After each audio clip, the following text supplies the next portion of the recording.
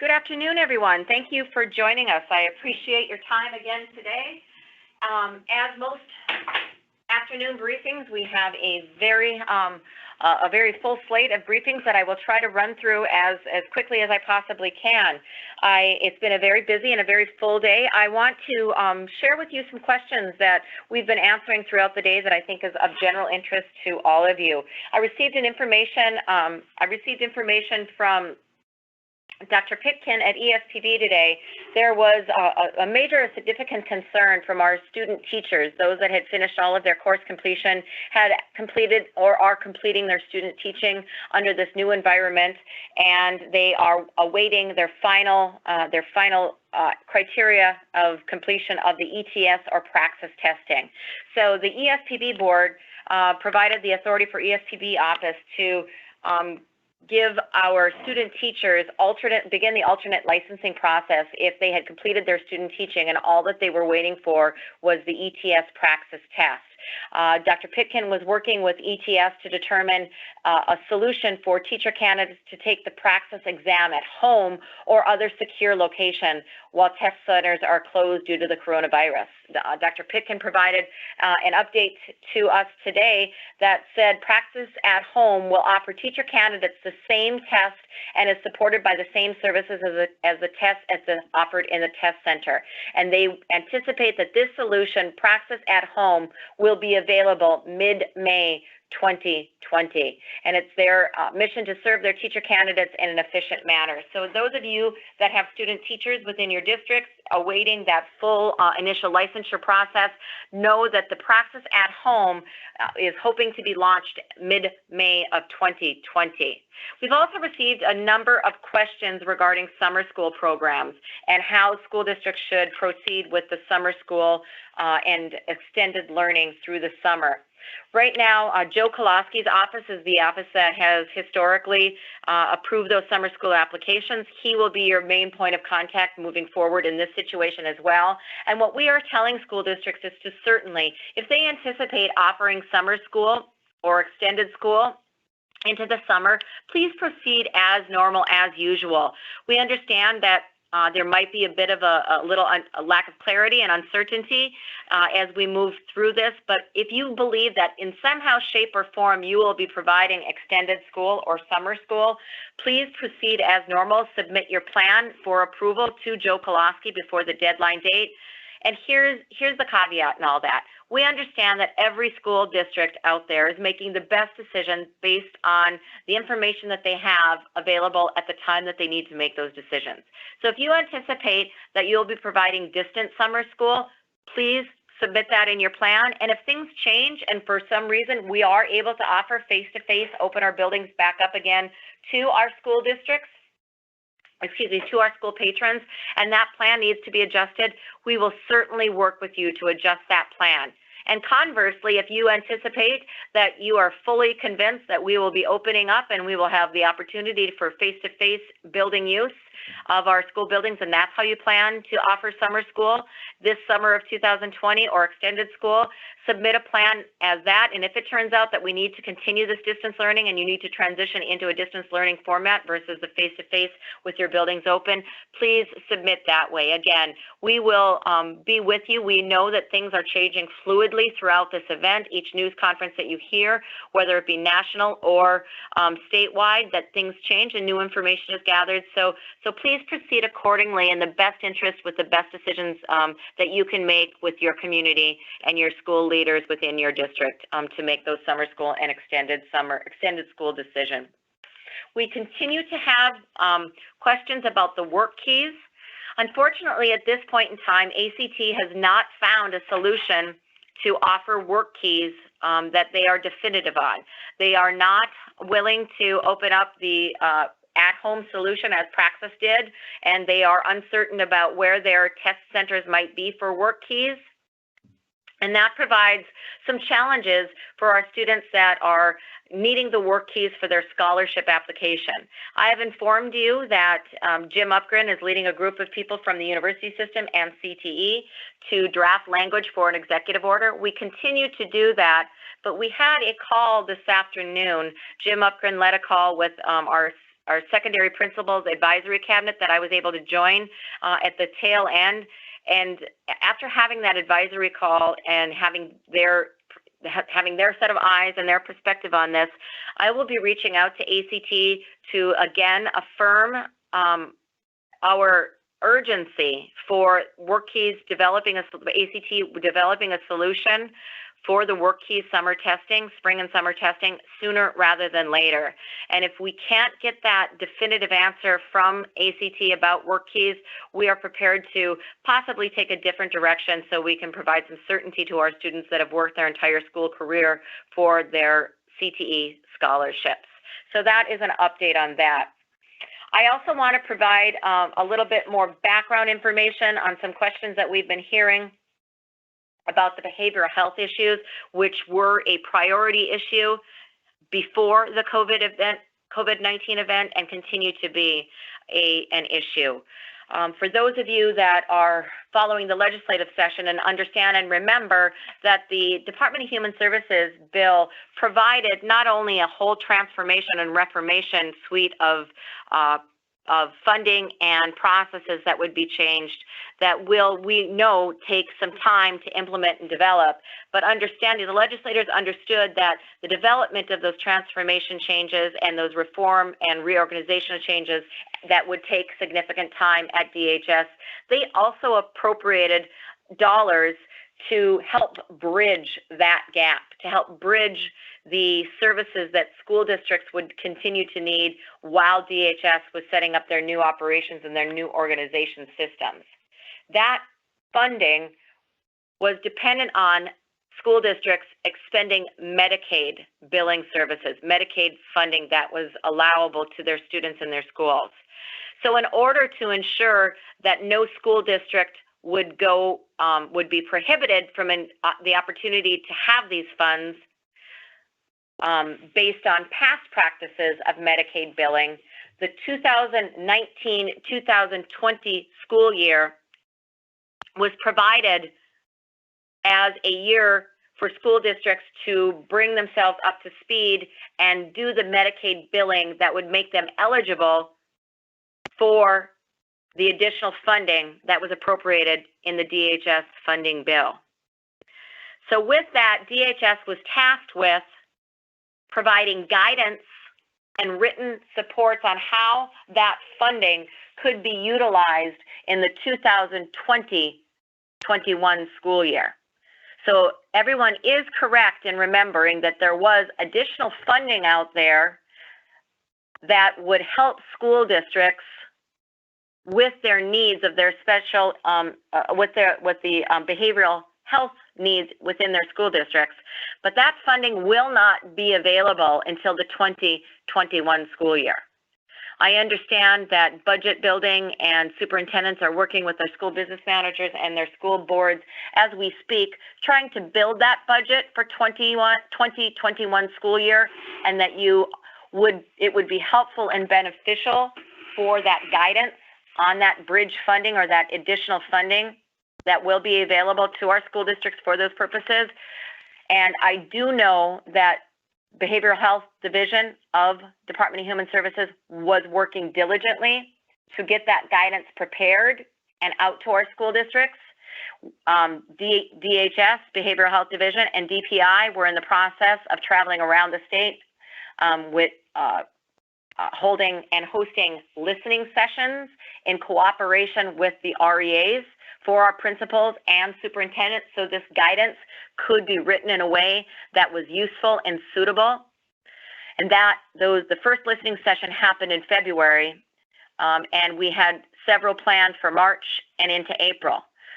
Those listening sessions have had to be rescheduled and have become virtual sessions for the end of April, first part of May.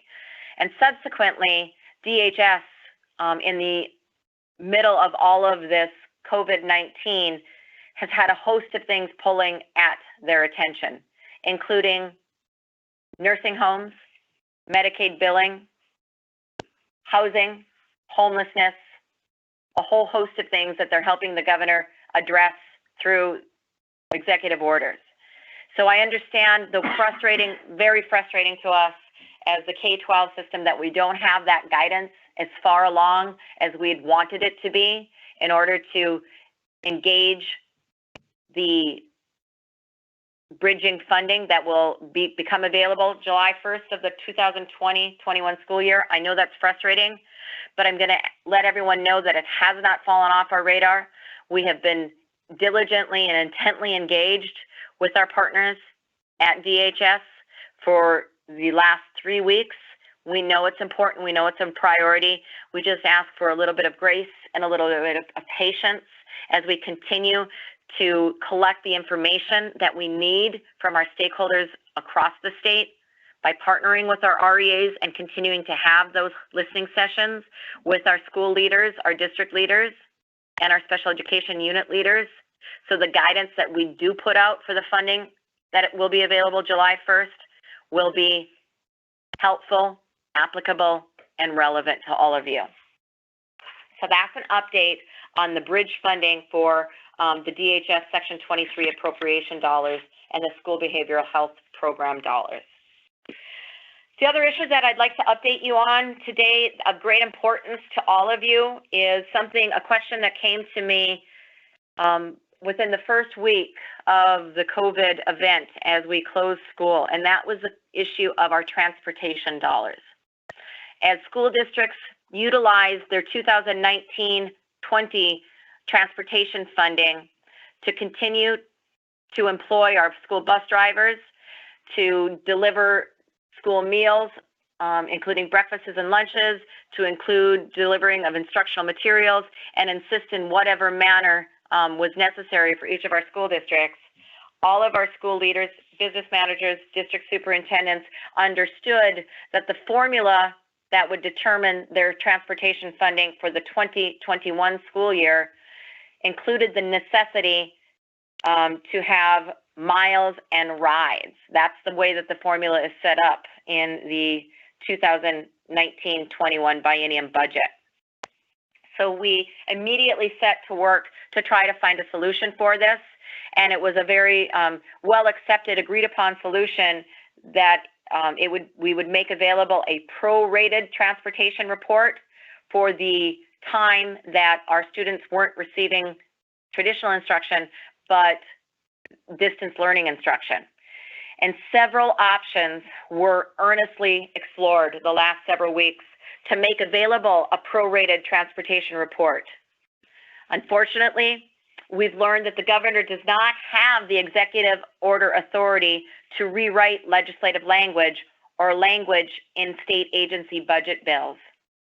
The governor can only suspend existing North Dakota Century Code. He can only suspend existing North Dakota Century Code as it is. He cannot rewrite legislative language. Further exploration determined the authority does not exist with the interim legislative budget section either.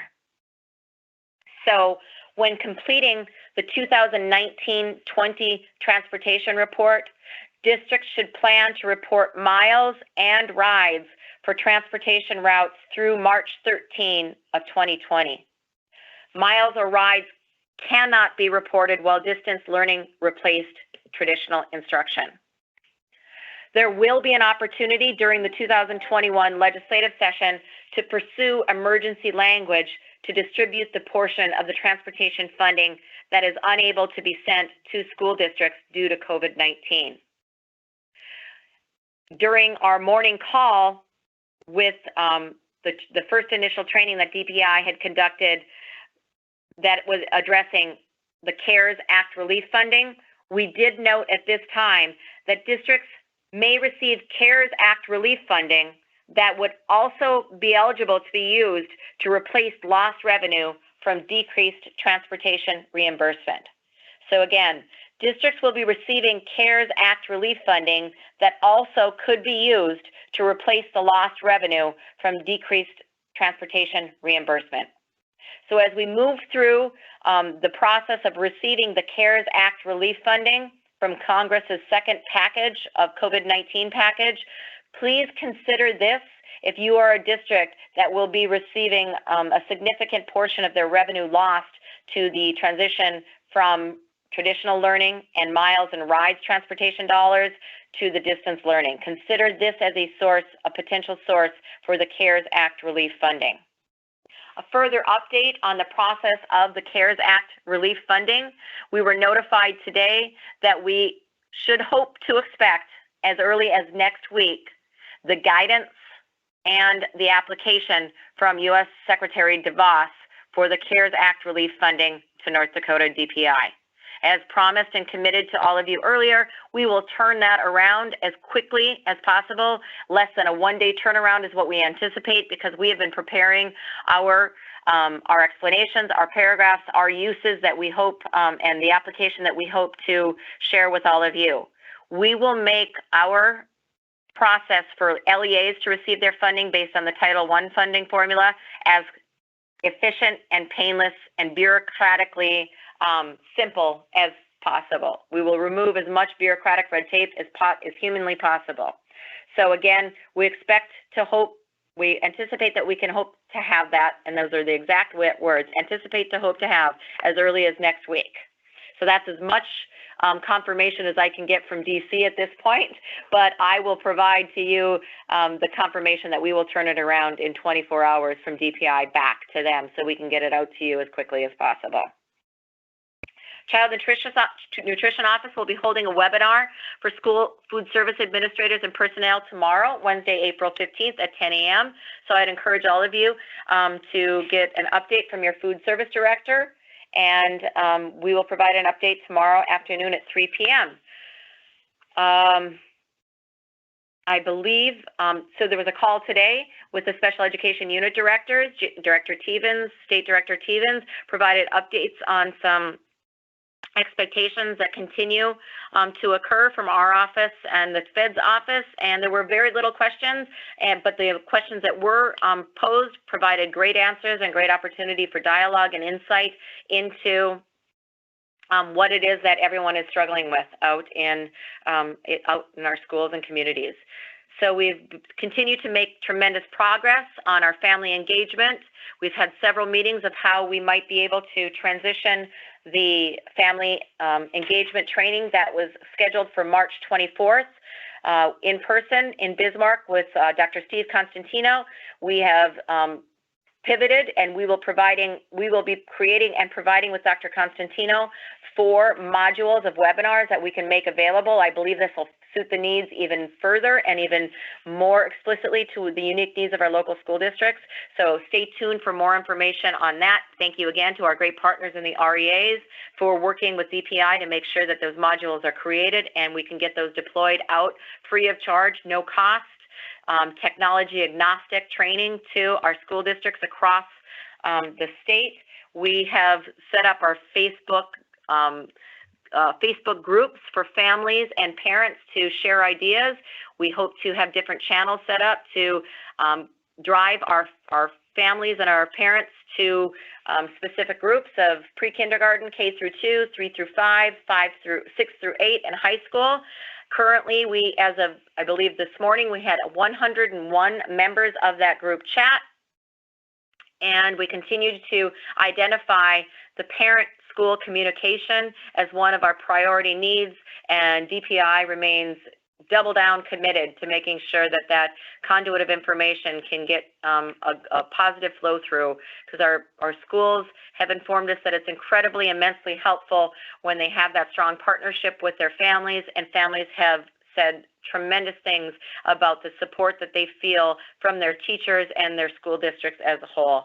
I shared on a couple of calls today. I was out with my face mask trying to find yeast this weekend to bake Easter bread, and I couldn't make it down an aisle and remaining the 6-foot distance, but people would stop me, even recognize me with a face mask on, and just wanting to share their gratitude to the role that public schools in general have played in their children's lives and their community, and just the understanding and recognition of who the heroes are within their community, which include our educators.